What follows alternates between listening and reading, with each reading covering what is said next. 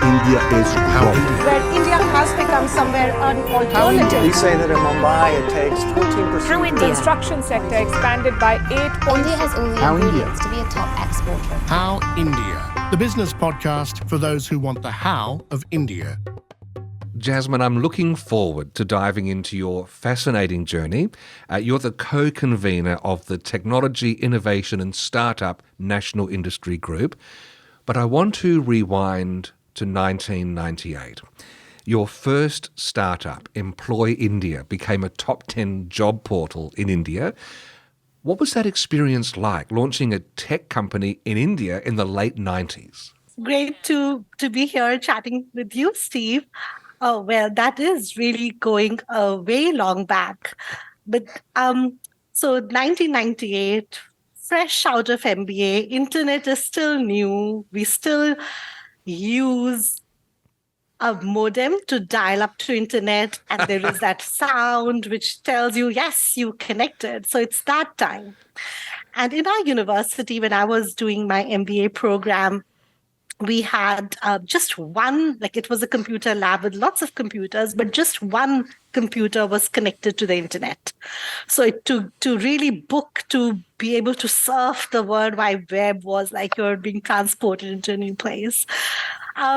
So that's how, things were. And I was always interested in technology. So during my Bachelor of Commerce days, I enrolled into an honors in systems management. So I learned COBOL, DBase, Oracle, Java, all those programming, Unix, C type of things. So technology was something which always fascinated me. And when internet was coming, it was quite, one of the things that was quite in those early days seemed where the maximum internet use would happen is connecting people. And that's broadly what my understanding was, which is still true. And so Employ India, I came in as a co-founder of this startup, which was a job platform for Indian IT professionals to find employment overseas. So it was, the model was very interesting. If I look at it now, I think, how did we even, conceive that? But that's what we did. It was, if you are a job seeker, let's say you are a CGI Pearl expert, and you're looking for a job in the US, you would upload your resume on the website, and that would expose you to the World Wide Web. And mind you, Google was still not there. So the search engines were Yahoo, AltaVista, Lycos, so that's what it was exposure to. And our model was that if you want to be job seeker overseas, you would pay to be listed on the site. So the revenue model was that the job seekers were actually paying, which is so contrarian to how the models work right now. But it was fascinating. I still remember to this day, would open our office, open the door, and on the floor, there are envelopes of checks. And people would pay 500 rupees at the time to get their resume uploaded. And we had checks in the mail coming all the way from Kerala, Karnataka, like all different states of people who just wanted to be there. So we were cash positive, revenue generating, all those things at that early time as well. And it's interesting casting my mind back to then, because it was so new. Those job seekers had to trust that someone would be looking at their listing on the other end. So that sort of makes it a harder sell. But at the same time, we were more naive. So maybe there was more trust back then as well, not as many hurdles to jump to prove that you were legitimate. It's so fascinating, Steve, you say that. What we had on the website was a counter. So there was a hit counter on the website, which would say how many people are visiting the website. And we ourselves used to be surprised when we would say, the counter has jumped overnight. So there was that much visibility that, it's a traffic website. And we got some good press. We were listed in the top 10 portals of India. in a leading a publication called the Economic Times. So that, again, builds more credibility and more traffic. Now, these days, you're all about helping companies gain more exposure, which reminds me, Gary Vaynerchuk and his book, Day Trading Attention, emphasizes the importance of visibility. So how do you approach this in your work, and has it changed since your Employ India days? Drastically. It has changed a lot. But what has changed are the tools and how we go about it. What has also changed is the complexity and how challenging it has become. But the fact that visibility is needed and the fact that attention is the most important currency these days is still very much the same. I have been very big on visibility. For me, it was always about, okay, you do this, but how do you let others know? So when Arrow Digital, which is the agency which I run here, which was founded in 2007, which is a growth marketing agency, when we were launching that company, I did not want to create a company which was just, again, about building websites. I thought, okay, it's 2007. A lot of people have websites. There are a lot of companies building websites. We need to do something that will help organizations get more visibility. And it was all about how are you visible on Google. So this is 2007. iPhones are just coming out. Google is also in its early days. And we were all about how can we get you seen on Google and be visible there? Because if you are not visible, you don't exist. And that's has been my premise all along, is that what is your exposure? Are you being seen by the right people? And where are your prospects going to look for you? And that has changed. Earlier, 2007, it was Google really ruled it. It had and still has a high market share, and that's where people go if they're looking for something. And then, of course, social media came in, and people would ask on Facebook, hey, do you know somebody who is good at, stock trading? And that's when it was all about, okay, how do we get visibility there? So in answer to your question, the tools have changed. And now, because it's something that you have to think of every day, these algorithms are changing. There is more competition. There is Meta, there's Insta, there's Twitter, there's LinkedIn, there's Snapchat, there's, all these different channels that exist. So how do you cut through? And each of them are changing their algorithms. Which actually brings me on to social media, because that's where a lot of this action happens now. It is a game changer in business. The landscape looks different, though, in India. There's no TikTok as far as I know, but WhatsApp is enormous there. What social media platforms have you found most effective for doing business in India, and how do they compare with what we typically use in Australia? Great question, Steve. Unlike a few other countries where Google is banned, India is not one of those. So we still use Google. Bing is still has a reasonable market share. And I believe some of that is just because when people buy their Dell computers, it comes loaded with Microsoft. We'll have Microsoft Edge as a homepage, Bing as your natural browser. Many people have never sort of done the switch to change to Google as a homepage, and they just do all their searches on Bing. So that those platforms are still just as relevant. Mm-hmm. In India, there is a huge culture of the creator economy, the micro influencers. And it's quite big and huge. So there are a lot of, micro celebrities who have their own podcasts, their YouTube channels, their own social media following. And that is a good, effective channel for some and works, especially when it is a D2C, like a direct to consumer e-commerce sort of a brand where it is more mass market. But all the others suspect similar, like LinkedIn, still very popular, YouTube, hugely popular. So when we are doing Google campaigns for clients here in Australia, we would probably just focus more on Google search. But when we do them in India, we would definitely have a budget allocated for YouTube advertising within that as well, because those short reels and intro clips, they work quite well. So yeah, I think those would also another probably channel which exists is native advertising. So what I mean by native advertising being some large news websites which will have their own paid sponsored content, which is done in a way which looks almost like an advertorial, but it does get acquisitions at a lower cost and sort of builds credibility.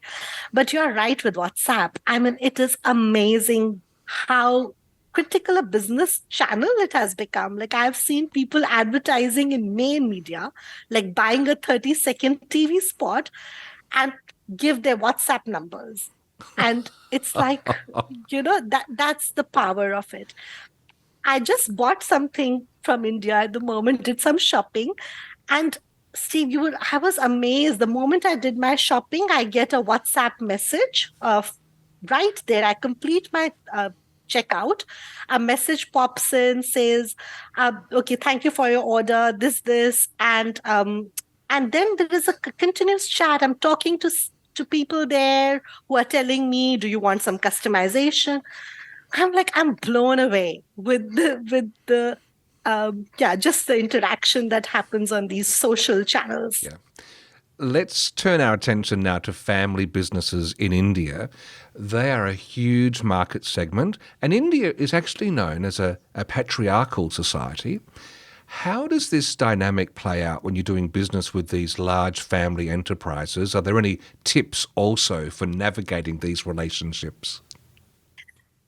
Yeah, like India is a collective society. Like when one of the things you note when you move to a culture like Australia is that individuality, which is important, which is, your own identity. In India, it's collective. I mean, I say that we almost live in each other's pockets.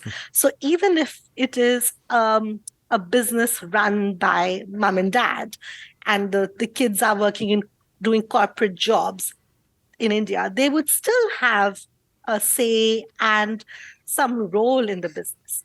So it's always a family involvement. And in India, the family businesses are huge, big. They are some of, what you would think of like, big ASX listed businesses. Equivalent of that are just some big family run businesses with generational wealth and huge diversity in terms of the sectors that they would invest in. So I believe some of the people here have had a sort of a glimpse of one of the business families, the Ambanis, who had their son's wedding recently. And the business reliance typically is in telecom, but then they are spread into so many things, petrochemical, textiles. It's all a very widespread business. And what that means for Australian companies who are looking to sort of get commercial outcomes or deals there is to understand the family dynamic. So the process in India is quite democratic in some ways. So everybody has a voice. Mm-hmm. And yes, it is hierarchical. So there is that hierarchy of who's the super boss and who's the middle management and the other staff and team. What is quite fascinating is to understand how decision making works, and I think sometimes that goes amiss. And what I mean by that, it may appear that, and in effect, lot of decision making is still held closely by the top boss, and they may have the final veto. But it is not autocratic. It is not autocratic at all. It is very democratic, meaning the middle managers will have a say in it. So you know how they talk about in decision, who's a decision maker. There is a decision maker and there's the influencer who would influence the decision. And if people sort of bypass that, I just go to the main boss and get things done, chances are it may not go ahead. So you have to follow that whole chain of command and understand and sort of build relationships. And the job titles are not a reflection of how much power and authority that person holds. That was my next question, actually, is how do we know? This is navigating these relationships. Are there any clues or cues as to who needs to be influencing? Yeah, I think that's why, working with an like being part of, like, let's say, a chamber of commerce, as a chamber of commerce, like Australia India Chamber of Commerce, it is built around these industry aligned ecosystem around a national industry group. So I am leading the tech and innovation industry group. I have experience in technology and entrepreneurship in both those countries. Like, I've been here 20 years, have started my first venture there. And this is one example, like the tech and innovations startup and startups NIG that I lead. But then because the dynamics and the nuances of how it works and operates, you really need to work with or have in your team, be surrounded with that ecosystem of who can help you navigate, because it is quite complex. It is not easy. And you did touch upon, about it being a patriarchal society. Yes, that is true. But what's interesting is that in India is not, you can't take any one word and define it all around India. Like, India is not, it is too diverse. And one of the challenges that most companies face is that they may just look at one area and imagine their view of it as that. Like, when people think, oh, India, everybody's vegetarian, people don't drink. Well, there is a state which is a dry state, but that's not true for the rest of the country. And yes, it is patriarchal in many ways, but there are parts of the country, even if you look at the regions, there are certain regions where it's not so at all. So understanding and not looking at India as just one big country with monolithic. Well, actually, as you mentioned that, yes, I'm getting that clear picture. We think of Australia, and we have some regional nuances, but there's not much more than that. But you look at Europe, and Europe has lots of diversity. I'm getting the impression that that's a closer analogy to India, which... Does it mean you pick a region and stick to it, or is there any insight you might have in how you can adapt the way you want to act so that you can be successful in different regions whilst being mindful of different religions, different cultures, different diets and food? Yeah. Yeah, you got it. That's the best comparison. So think of each European country and the equivalent of each state of India. So 29 states and all the different union territories. Each state is its own country with its own language, food habits, cultural preferences, beliefs, the per capita income, the main trade that is followed. It's what sector contributes most to the GDP for that region. It's all very specific to each location. So when you are looking at launching in India, one of the things I do, so I also run this program called the Big Leap, which is an Oz industry-backed accelerator for Australian technology companies for market validation and commercialization into India. And so I work with different entrepreneurs who come from diverse verticals, from health tech, med tech, clean tech, ed tech, renewables, all different sectors. And we may have a view of which place would be a good first launch location. But each location, each state has its own policies and frameworks. So one of the really good things that India launched is a Startup India policy, which is an overall framework for startups and encouraging startups and incentives for them. But then each state has its own policy coming from that framework. So based on which sector and vertical you are focused on, there may be some amazing government subsidies and incentives available in one state, which may really change the dynamic for you in terms of how soon you can become profitable. So understanding of that is super critical. And I always say that you have to pick your good launch location, and then sort of grow from there. But the sort of uptake you get or the adoption you get from that in the first early years may not be a reflection of how it will play out in another region. So, and I know some of the big corporates, and we know, some of the top ASX listed, some banks have been opened their centers in India, and many of them have had false starts of, things may not have worked out. But that is sometimes just, what is the dynamic playing at that time. So that doesn't mean it doesn't work in India. Our startup may not work in India. Our corporation is not fit for India. It may just mean that you have not sort of tried it, the different levers available. So you might have landed in an area where you're making one sort of sound and it's not resonating with that particular market. So you've made a misstep there.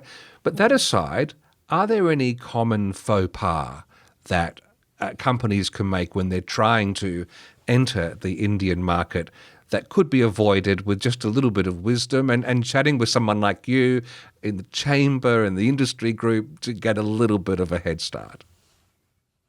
Yeah, well, I think one of the areas is definitely pricing, which is quite, for any product is a very important aspect. There is this perception that, India is price sensitive. Of course, the INR, the Indian currency, when you compare it to AUD is there's not that parity. And yes, that is true. Indian customers are very discerning.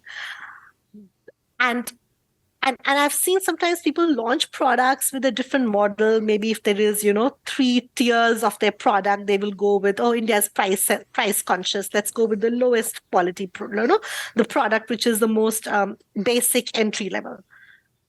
It may or may not be the right approach.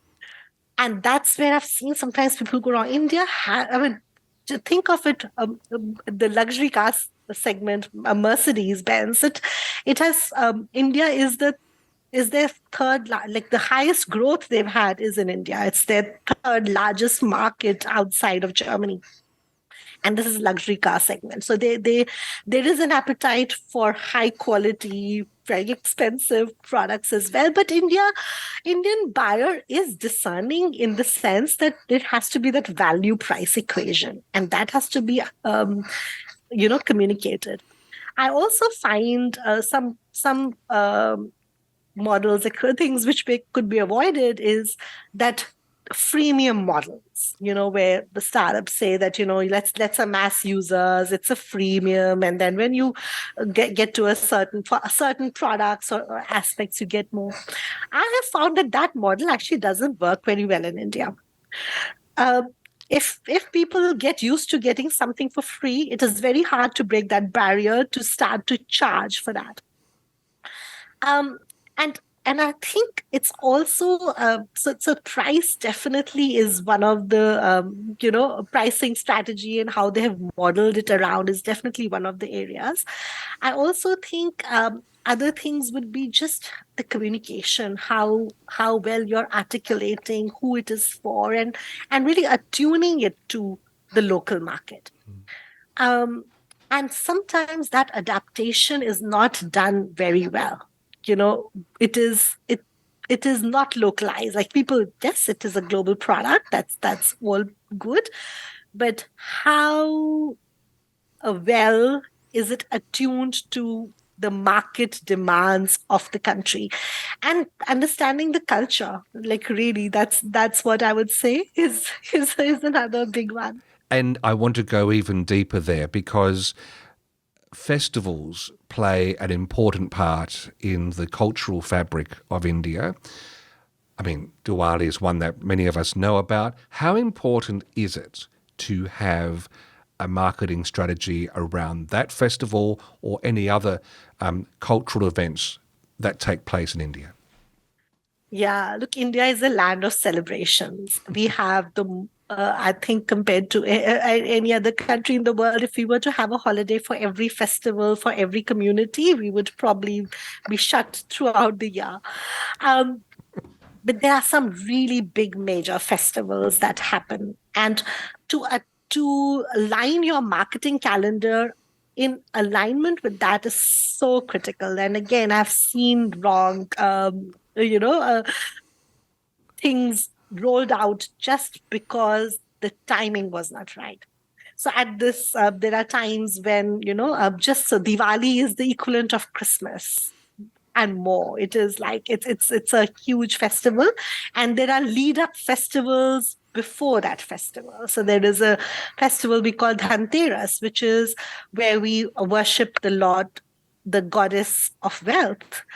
And almost every family, every economic class would generally buy something which is either gold, silver, precious metal for their homes around that time. We consider it auspicious. And that's the time when all those sales are happening. So there are all these lead up events. But then there is a period when nothing is bought at all. There is an absolute, there are times when there are a certain regions celebrate it more or follow it more religiously than others. But there are times when we are like, it's almost respect to the elders who have passed on. So there is nothing new that is bought at all. Now, if you are planning your product launch without taking into account some of those factors, no matter how much money you've thrown into your meta advertising, it will not give the return if it is not aligned with that marketing calendar. So understanding and awareness of that is so critical for success. I think we've just discovered a great connection between Australia and India because in Australia we like to think that we are the masters of the public holiday. We've got a lot to learn, but we're kindred spirits. Oh, what I love about Australia is how the holidays are around sports, and that tells a lot about the nation. Our horse racing, our footy holidays, all those things, like a grand final holiday coming up, which is quite fascinating, and I love it. In India, it's more around more festivals, and that part is also just understanding what focus we give to what element. Like I know sports is so big in Australia, and for those who want to do business in Australia, to understand that culture is so important. The connections you make on watching a game of footy, similar is in India as you partake in some of their festivals which are around the culture and which have been celebrated hundreds of years. Yeah. And look, I promise not to veer into sport because then I'll get talking about cricket and then this will become a 7-hour podcast. I want to just, towards the end of our chat now, I'd like to reflect on your role in the National Industry Group. I'm sure there are some exciting events that you're planning that are on the horizon. What sorts of things are coming up that a listener might be interested in partaking in? Our purpose with the National Industry Group is to really make it easy for the startups who are looking to cross borders and launch in a new country, facilitate that, help them get commercial outcomes. And to that effect, we run events which help them get more awareness of the market. One of the ones which I'm really excited about is one coming up just next month, which is a pitch fest where we are inviting startups who have a product here in Australia, a product or an MVP, whatever stage they are at, to pitch to see if their product is fit for the India market. So it is an India market validation pitch. So they get a chance to do a 3-minute pitch. And we've got an expert panel of judges who have, I'm sitting as one of the panel judges, and we've got 3 other amazing judges who will, based on, they've got, India market insights and experience. And we've gamified it in a fun way where we will, of course, give them more analysis of how it could be suitable for India. But we've got a traffic light system where we will have red, amber, yellow, red, amber, green if India is right for them to go or not go. And what I find is the time frame, like taking your business across the ocean is a leap of faith. It takes time. It takes a lot of planning. And having worked with startups who have done that, I mean, I have seen them how they have sort of had heated boardroom debates or fought with investors to say, no, we are not going to US, we are going to try India as a market for us, and taken that stand, and then they cross, they go, they have their experiences, their anticipation, apprehension. It is a big step. So we want to make it easy, handhold them. We take delegations to India. We are inviting applications for a delegation to India to actually work with them before they leave and help them as they are there, set up meetings with them,